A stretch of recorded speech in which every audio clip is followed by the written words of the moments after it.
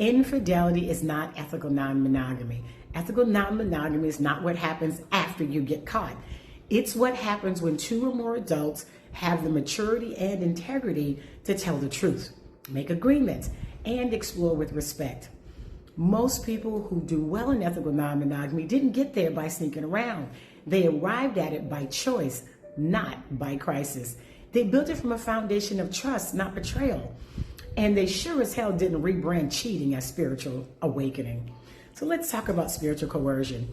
Later in the episode, Aubrey shares that he received a message from God telling him to bring a new, much younger woman into his relationship dynamic and impregnate them both, while his wife, by her own admission, deeply craved monogamy and emotional safety.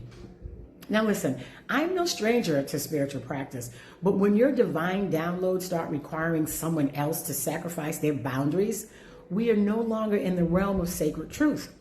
We're in the realm of spiritual coercion. When one partner says, "This is what I need to feel safe," and the other replies, "But Spirit told me to do otherwise," that's not compromise. That's emotional manipulation. And let me be clear, true ethical non-monogamy requires enthusiastic, informed consent, not mystical mandates. Then we have compromise versus self-abandonment. Another theme that kept coming up in the conversation was sacrifice. They romanticize the idea of dying to yourself, of shedding your needs and your identity to make someone else's vision of love work.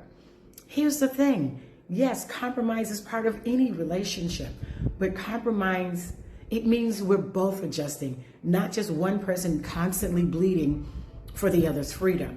Sacrifice without reciprocity is not growth, it's self-abandonment.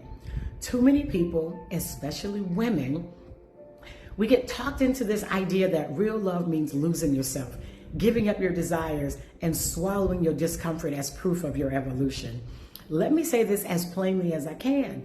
You should not, never, ever have to break yourself to keep someone else whole.